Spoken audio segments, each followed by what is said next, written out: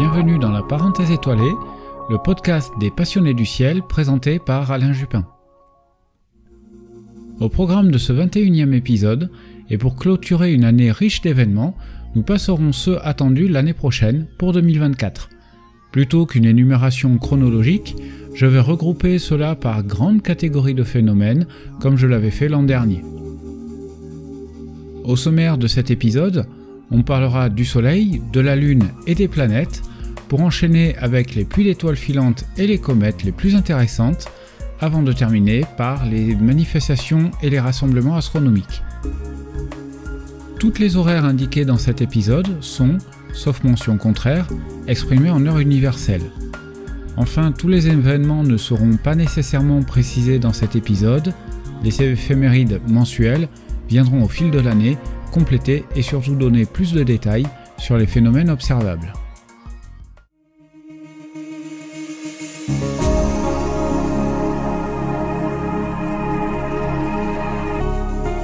L'architecte des saisons, le Soleil.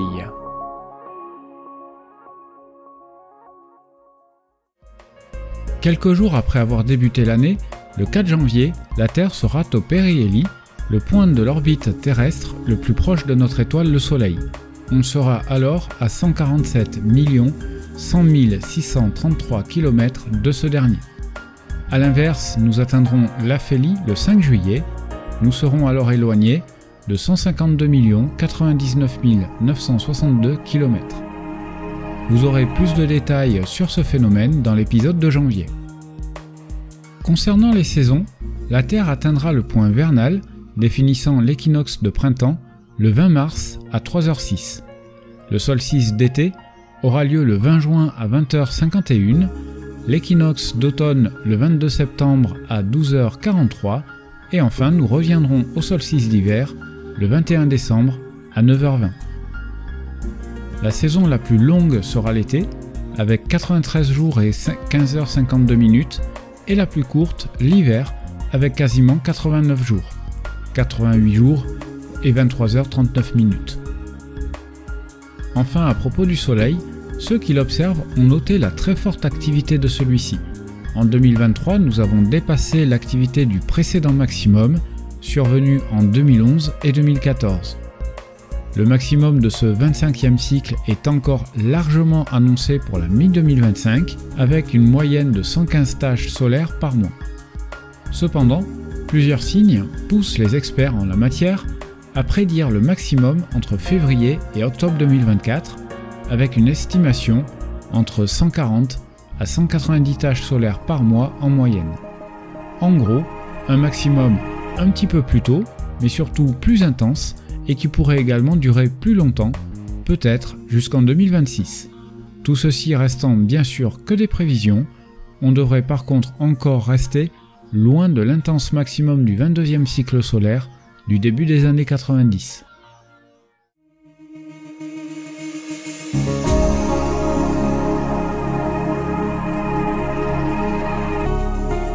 La Lune et ses rendez-vous planétaires.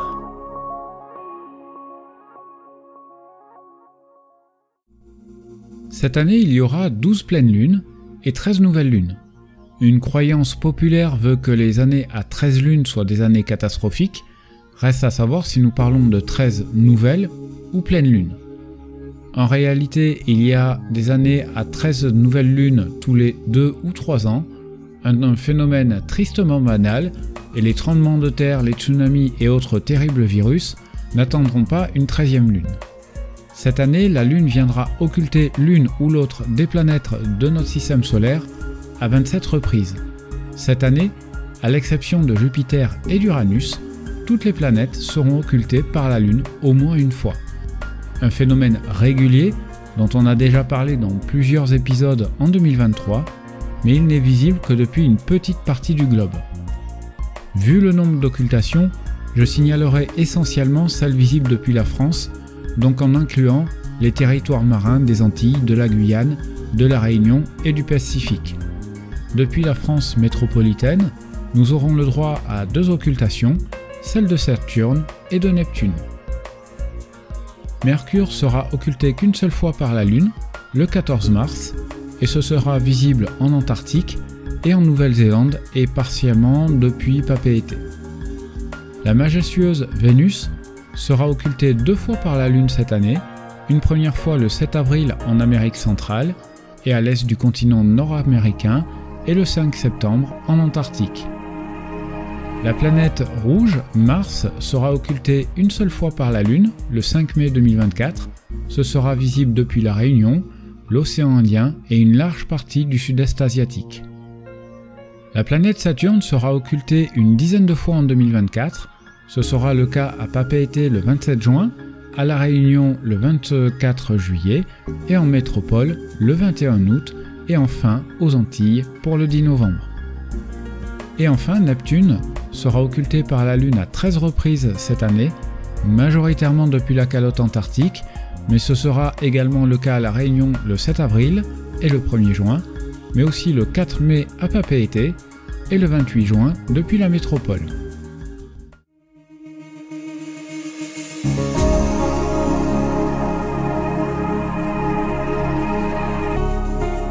Les ombres célestes des éclipses.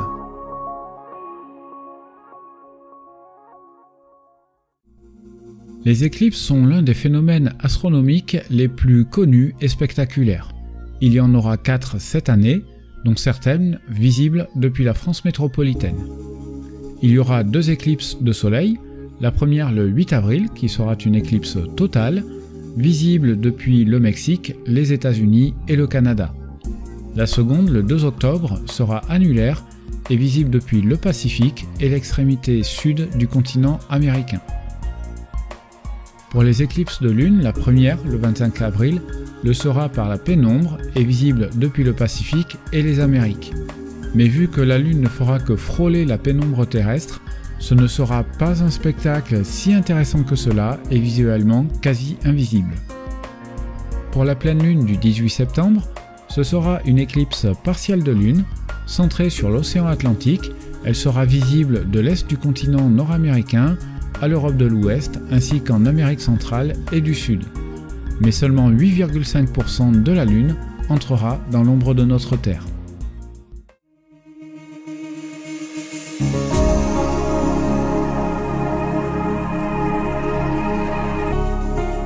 La danse zodiacale des planètes.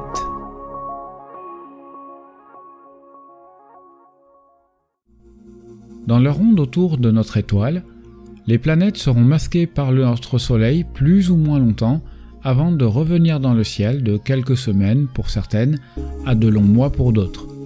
Il ne s'agit pas de donner des dates exactes de leur observation, mais plutôt de grandes périodes d'observation favorables. Mercure ne s'éloignant jamais à plus de 27 degrés du Soleil cette année, son repérage est souvent difficile car noyé dans les lueurs crépusculaires.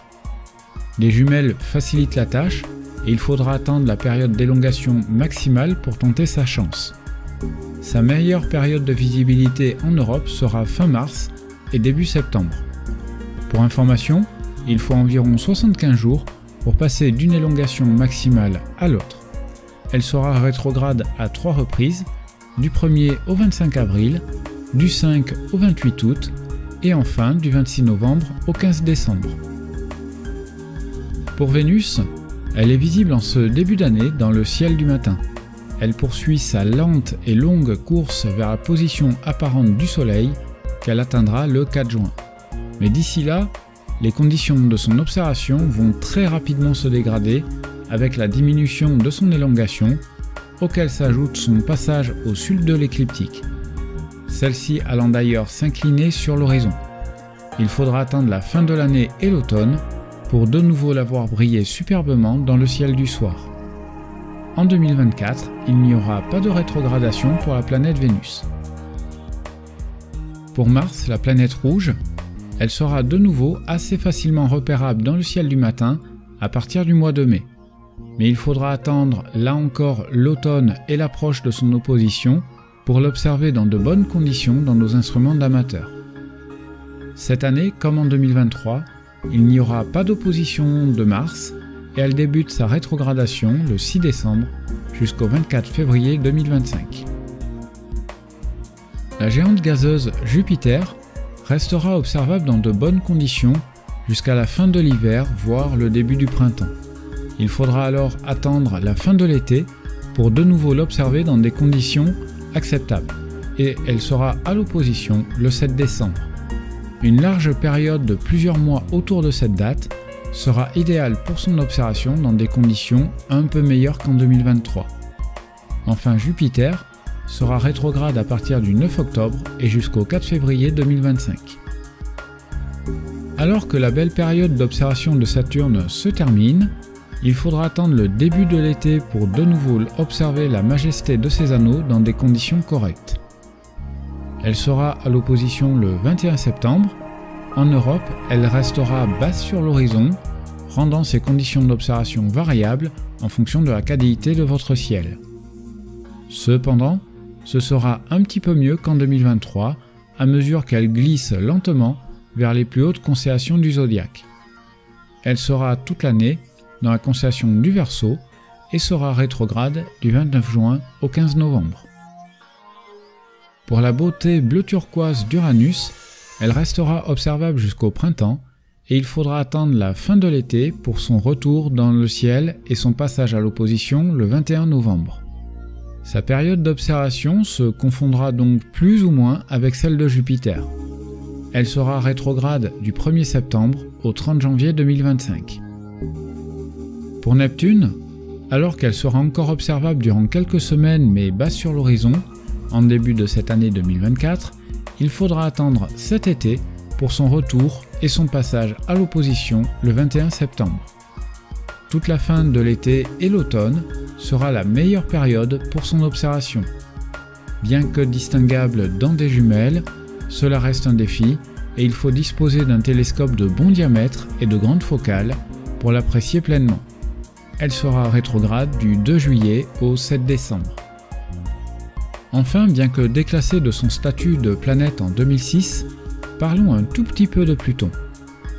En effet, elle revient définitivement dans la constellation du Capricorne le 4 janvier et le restera jusqu'en 2039.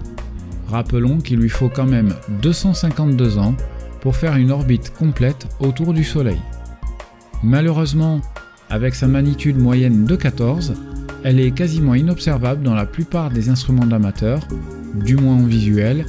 Avec des moyens photographiques, il est en effet possible de la mettre en évidence.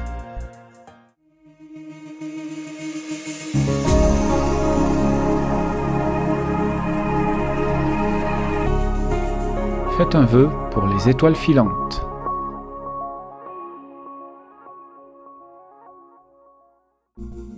C'est l'un des événements astronomiques les plus populaires. Chaque année, notre Terre est balayée en permanence par plusieurs centaines de millions de microparticules. Les plus grosses d'entre elles, environ 80 000, donneront lieu à une étoile filante. Ces fugaces traînées lumineuses zébrant le ciel. Chaque soir de l'année, vous pouvez espérer en voir entre 5 à 10 par heure. Mais parfois, notre planète va traverser des nuages de débris laissés par les comètes lors de leur passage à proximité de notre étoile, le Soleil. Ainsi, le nombre de particules entrant dans notre atmosphère va être notoirement plus élevé, jusqu'à parfois plusieurs centaines de météores à l'heure, donnant la sensation d'une pluie d'étoiles. Si l'on dénombre pas moins de 28 de ces phénomènes par an, seule une poignée d'entre eux sont dignes d'intérêt. Ainsi, l'année débute avec les quadrantides, dont le maximum est dans la nuit du 4 janvier. Mais cette année, le dernier quartier se lève lors du maximum, ce qui pourrait dégrader les conditions d'observation. Les états aquarides s'étendent du 13 au 14 mai, avec un maximum le 10 mai. C'est un essaim intéressant, avec une centaine de météores par heure. Il est essentiellement destiné aux amateurs austro, car le Verseau sera très mal placé en Europe à cette période. Cette année, on sera en début de lunaison et donc dans de bonnes conditions d'observation. Bien sûr, on ne peut passer sous silence les Perséides en août, avec le maximum attendu pour le 13 août. Il y a en moyenne une centaine de météores par heure. Cette année, nous serons en premier quartier, donc une année plutôt propice pour de belles observations des Perséides. Enfin, Il y a les Géminides du 7 au 17 décembre avec le maximum le 14, estimé à 150 météores par heure. Coïncidant avec une période de pleine lune en 2024, les conditions seront assez mauvaises pour en profiter pleinement. On peut ajouter avec des prévisions très variables selon les années, les Draconides entre le 6 et le 10 octobre, quasi nul en temps normal, le taux zénital horaire peut faire de spectaculaires sursauts comme en 1933, 1946 ou encore en 2011. Cependant pour 2024, il n'est pas prévu de sursaut. Il y a également les Orionides, dont le maximum se situe le 21 octobre. Une vingtaine de météores par heure est généralement constatée, mais cette année, le dernier quartier viendra éclairer le secteur du radiant associé, dégradant sévèrement les conditions d'observation. Et enfin, les Léonides le 17 novembre, avec une vingtaine de météores par heure. La quasi-pleine lune en 2024 viendra gâcher le spectacle.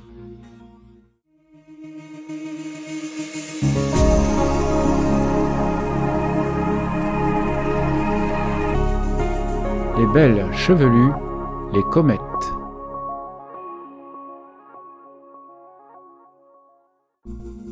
Prévoir et anticiper la visibilité d'une comète est un art difficile. Leur passage est calculé seulement quelques mois en amont et il est très délicat de prévoir leur visibilité.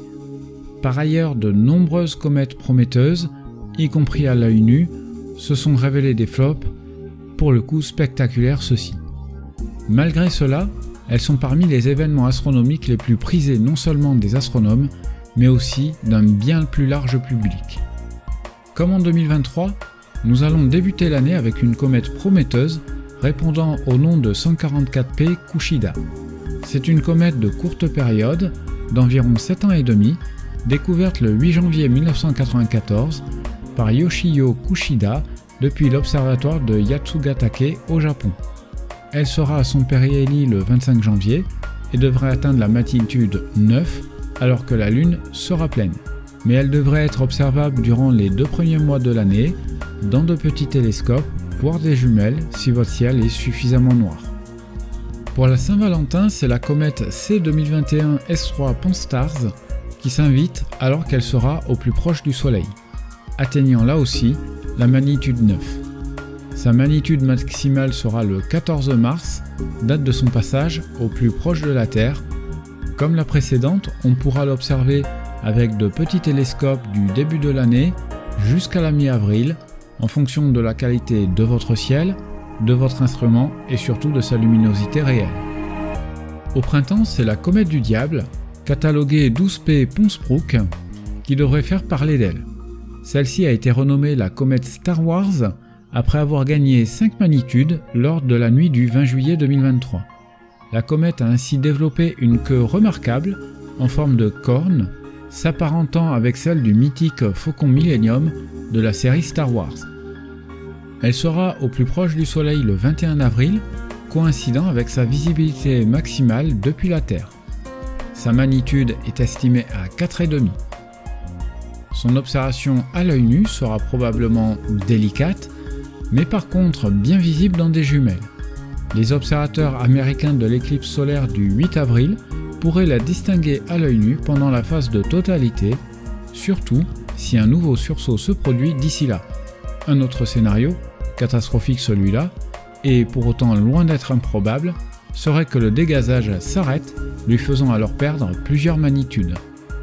Nous terminerons l'année avec la comète C 2023 A3 Chuchi-san Atlas. Elle sera au plus proche du Soleil le 27 septembre et elle pourrait atteindre, voire dépasser, la magnitude 0.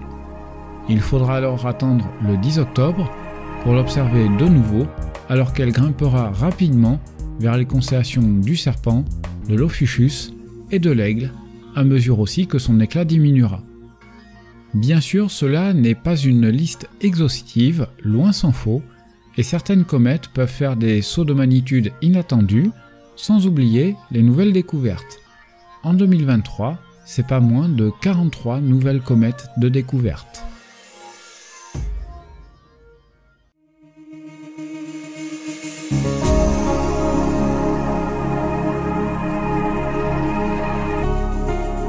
rassemblements et manifestations astronomiques.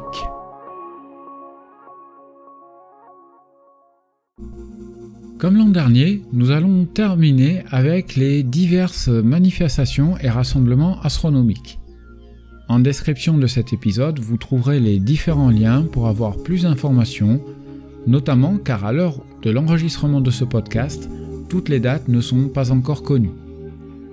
Comme les années précédentes, l'Association française d'astronomie renouvelle l'organisation des Nuits des étoiles, d'hiver et d'été. Celles d'hiver auront lieu du 9 au 12 février sur le thème Voyage infini. Elles seront cette année encore en partenariat avec le festival de science-fiction des Mycéliades. Pour les Nuits des étoiles d'été, elles se dérouleront du 9 au 11 août sur le thème des origines. Au printemps, pour le week-end de l'Ascension, du 9 au 12 mai 2024, aura lieu la 26e édition des RAP, les rencontres astronomiques du printemps en Haute-Loire. Le festival d'astronomie de Tautavel, 450 000 années-lumière, verra sa 17e édition se dérouler du jeudi 1er août au dimanche 4 août 2024. Quant au festival Off à Manté, il aura lieu du vendredi 9 au dimanche 11 août 2024, tous deux dans les Pyrénées-Orientales. Il subsiste un nombre important d'événements qui n'ont pas encore annoncé leur date. Je pense notamment au Festival d'astronomie de Florence dans le Gers, mais aussi aux rencontres Astrociel, organisées par la Société astronomique de France, qui ont généralement lieu en août. Ou encore des RACSO, les rencontres d'astronomie amateur du Grand Sud-Ouest en septembre, et enfin du Jour de la Nuit, une manifestation nationale de sensibilisation à la pollution lumineuse qui traditionnellement se déroule vers la mi-octobre.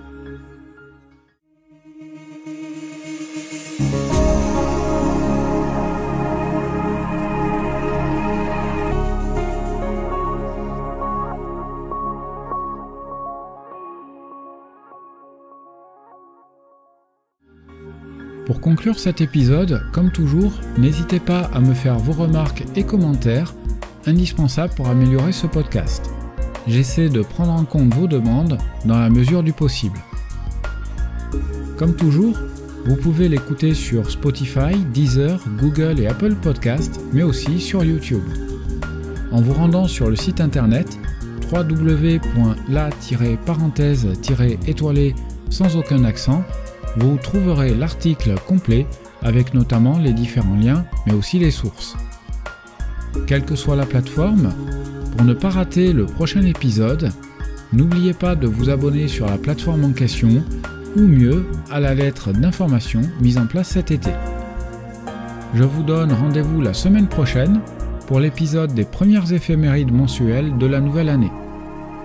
D'ici là, j'espère que le grand barbu tout de rouge vêtu vous aura gâté, je l'espère de manière astronomique.